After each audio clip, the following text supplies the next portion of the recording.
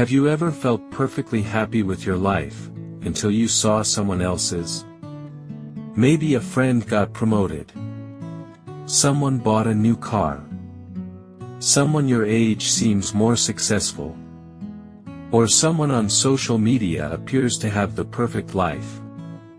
Suddenly, what you already had doesn't feel like enough. Why does that happen?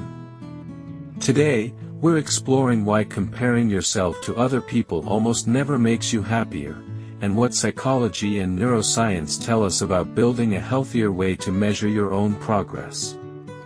Comparison is built into the human brain. The first thing to understand is this: comparison is not a personal weakness. It's part of being human. In 1954, psychologist Leon Festinger proposed social comparison theory. His idea was simple but powerful. When we don't have objective ways to judge ourselves, we naturally compare ourselves with other people. Am I successful? Am I attractive? Am I smart? Am I doing well in life? Without clear measurements, our brain looks around for answers. Thousands of years ago, this probably helped humans survive. Knowing where you stood within your group could influence cooperation, learning, and social status. The problem is that our brains evolved for small communities, not a world where we can compare ourselves with millions of people every day. Today, social media exposes us to the highlights of thousands of lives. Our comparison system is working overtime. Why upward comparisons hurt? Psychologists distinguish between two kinds of comparison. The first is upward comparison. That's when you compare yourself to someone who seems more successful, wealthier, fitter, smarter, or happier. Sometimes upward comparison can inspire us. But more often, especially online, it creates frustration. Why? Because we're comparing our everyday reality to someone else's best moments. Research consistently shows that frequent exposure to idealized images on social media is associated with lower life satisfaction, greater envy, and poorer body image, especially when people engage in constant comparison. The brain isn't very good at remembering that what we see online is highly selective. Instead, it quietly asks, why isn't my life like that? Even if your own life hasn't changed at all, your feelings about it suddenly have. The hidden problem with comparison. Here's something interesting. Comparison changes your definition of success. Imagine you earn enough money to live comfortably. You feel satisfied.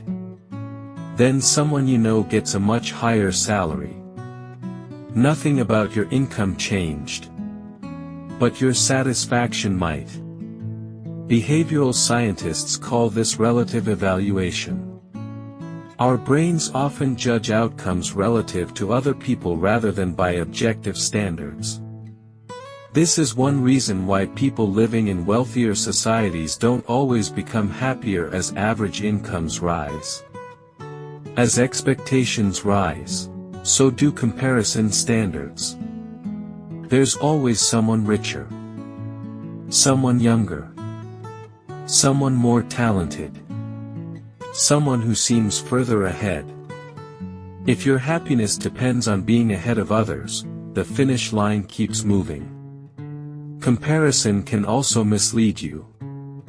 Another problem is that comparison ignores context. You rarely see someone's full story. You see results, not struggles. You see confidence, not years of practice.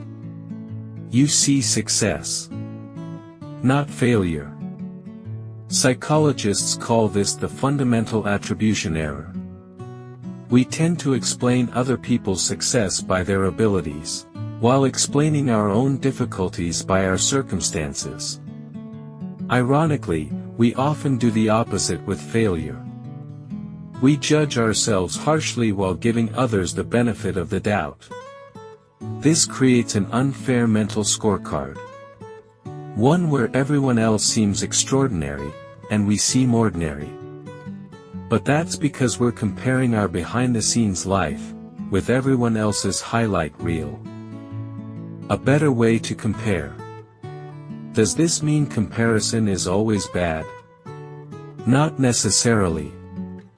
Research suggests comparison becomes healthier when we change who we're comparing ourselves to. Instead of asking, "Am I better than someone else?"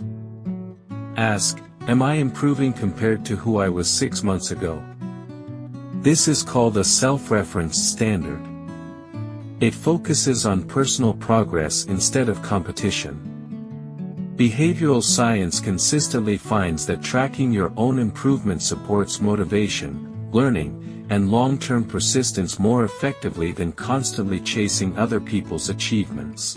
Your life has different opportunities, different challenges, different goals, and different timing. Comparing different journeys rarely produces useful information.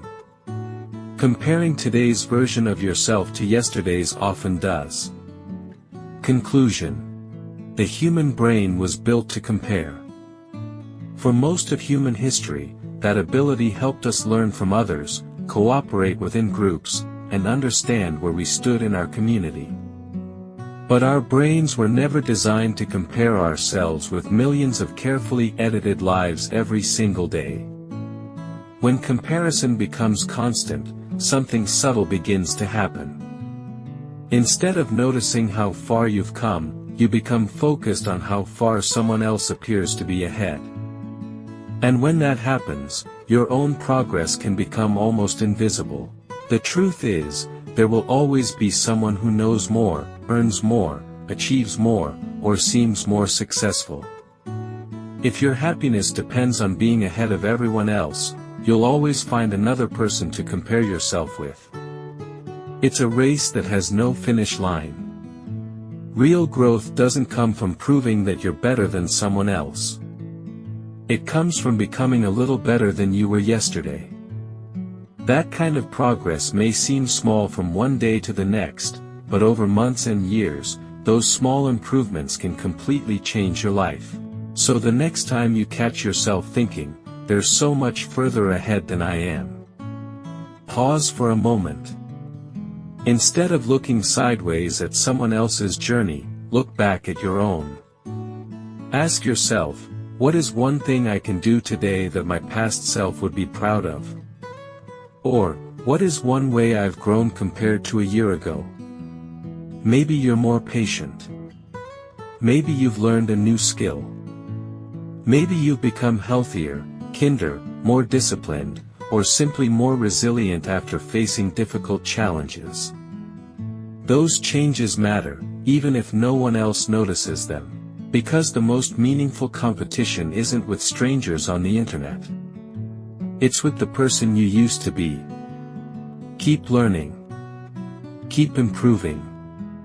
And let your own progress become the standard that guides your life. Thank you for watching Better by Science. If you enjoy evidence-based ideas that help you build better habits, think more clearly, and live more effectively, consider subscribing and joining our growing community. And if this video gave you a new perspective, share it with someone who might need the reminder that life's most important race is not against others, it's toward becoming the best version of yourself. Until next time, keep getting a little better, through science.